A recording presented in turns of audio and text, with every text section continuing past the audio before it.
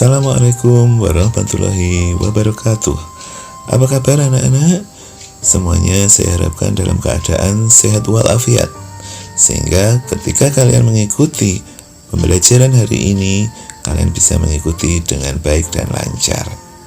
Oke anak-anakku, semuanya terkhusus kelas 8 tingkat SMP. Hari ini kita masih berada di bab 6 mengenai teorema Pythagoras. Nah, untuk pertemuan kali ini kita akan bahas mengenai kebalikan dari dalil Pythagoras dan triple Pythagoras.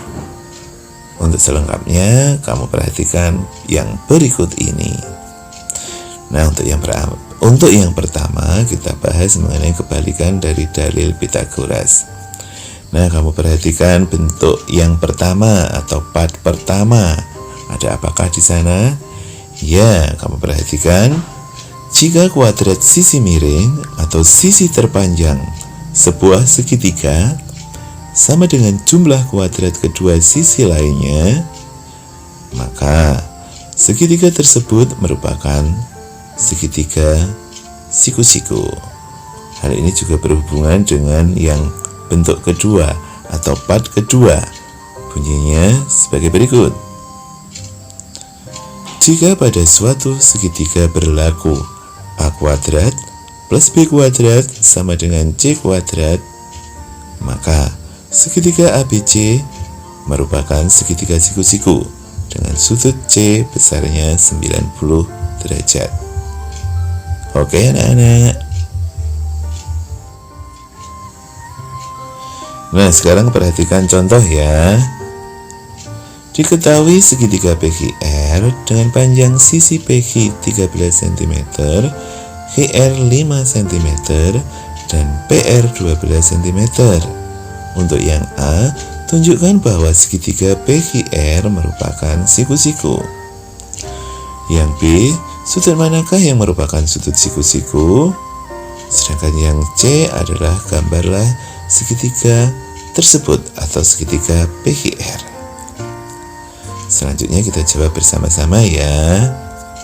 Nah, untuk yang A, diketahui PQ 13 cm, QR 5 cm, PR 12 cm. Nah, dari sini diketahui bahwa sisi terpanjang adalah PQ, yaitu 13 cm. Kalian masih ingat kan pernyataan yang pertama tadi? Nah, kita bisa menggunakan sebagai berikut. Nah, untuk kuadrat sisi terpanjang diperoleh PQ kuadrat sama dengan 13 kuadrat sama dengan 169. Selanjutnya, untuk jumlah kuadrat dua sisi yang lainnya, yaitu QR kuadrat ditambah PR kuadrat sama dengan 5 kuadrat ditambah 12 kuadrat sama dengan 25 ditambah 144. Hasilnya 169. Nah, dari sini diperoleh hubungan bahwa PQ kuadrat sama dengan QR kuadrat plus PR kuadrat. Dapat disimpulkan bahwa pada segitiga tersebut berlaku teorema Pythagoras. Jadi, segitiga PQR adalah siku-siku. Mudah bukan anak-anak? Selanjutnya kita bahas untuk yang kedua. Sudut manakah yang merupakan sudut siku-siku?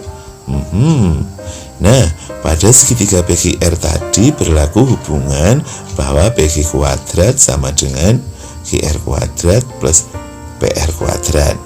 Nah, dari sini maka PQ merupakan sisi miring atau sisi terpanjang, sehingga sudut R adalah sudut siku-siku karena di depan sudut R adalah sisi PQ atau merupakan sisi miring.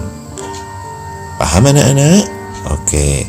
Nah, setelah AB ketemu, kita akan gambar yang C, yaitu menggambar segitiganya. Jadi gambar segitiganya tampak seperti gambar berikut. Ya, mudah bukan anak-anak? Oke. Oke, selanjutnya anak-anak kita akan bahas mengenai triple Pythagoras. Apa tuh triple Pythagoras itu? Nah, kamu perhatikan ya. Triple Pythagoras adalah kelompok 3 bilangan asli yang memenuhi ketentuan sebagai berikut, yaitu kuadrat bilangan terbesar sama dengan jumlah kuadrat 2 bilangan yang lain. Untuk lebih jelasnya, kamu perhatikan contoh 1. Apakah kelompok bilangan 3, 4, 5 adalah triple Pythagoras?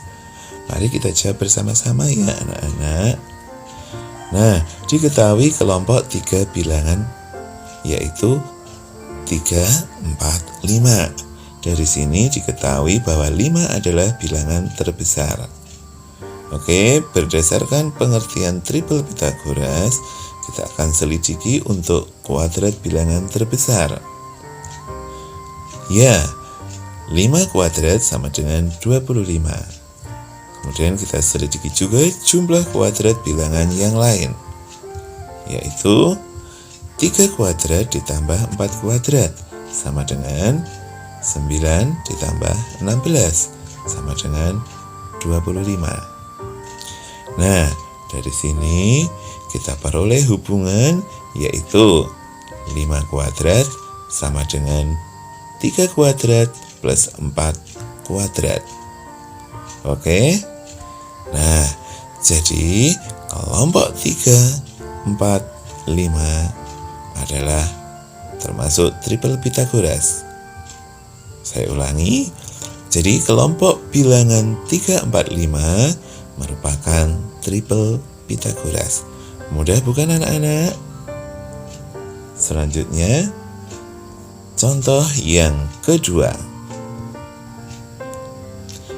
Apakah kelompok bilangan 6, 8, 12 adalah triple Pythagoras? Oke, kita jawab bareng-bareng ya. Diketahui kelompok bilangan 6, 8, 12 dan 12 adalah bilangan terbesar. Nah, dari sini kita peroleh kuadrat bilangan terbesar yaitu 12 kuadrat sama dengan 144. Kemudian jumlah kuadrat bilangan yang lainnya kita peroleh 6 kuadrat ditambah 8 kuadrat sama dengan 36 ditambah 64. Hasilnya adalah 100. Nah, dari sini kita peroleh hubungan bahwa 12 kuadrat itu tidak sama dengan 6 kuadrat ditambah 8 kuadrat. Nah, dari sini kita bisa membuat penyimpulan. Jadi, kelompok bilangan 6, 8, 12 itu bukan termasuk triple Pythagoras. Sekali lagi, kelompok bilangan 6, 8, 12 itu bukan triple Pythagoras. Selanjutnya, kita masuk ke lembar kerja peserta didik atau LKPD. Kamu perhatikan ya untuk soal-soalnya. Yang nomor 1, diketahui segitiga KLM dengan panjang sisi LM 10 cm, KM 8 cm, dan KL 6 cm. Tunjukkan bahwa segitiga KLM adalah siku-siku. Yang kedua, diketahui segitiga ABC dengan panjang sisi BC 15 cm, AB 8 cm, dan AC 17 cm. Pertanyaannya, tentukan sudut siku-siku dari segitiga ABC tersebut. Kemudian yang ketiga, diketahui kelompok bilangan 9, 12, 15. Apakah kelompok bilangan tersebut merupakan triple Pythagoras? Kemudian yang keempat, diketahui kelompok bilangan 25, 24, dan 9. Apakah kelompok bilangan tersebut merupakan triple Pythagoras? Kemudian yang kelima, diketahui kelompok bilangan 5x, 12x, dan 30. Kelompok ini merupakan triple Pythagoras dan 30 merupakan bilangan terbesar. Pertanyaannya, tentukan nilai X. Oke, dengan pengetahuanmu tentang triple Pythagoras, pasti kamu akan bisa menyelesaikan LKPD ini. Selamat mengerjakan anak-anak. Oke, sebagai pelajar Pancasila tentunya kamu harus senantiasa belajar dan berprestasi. Jangan lupa like, komen, dan subscribe ya, biar aku selalu semangat membuat video-video baru. Sekian dan sampai jumpa kapan-kapan. Akhirul kalam, wassalamualaikum warahmatullahi wabarakatuh. Dadah, see you next time.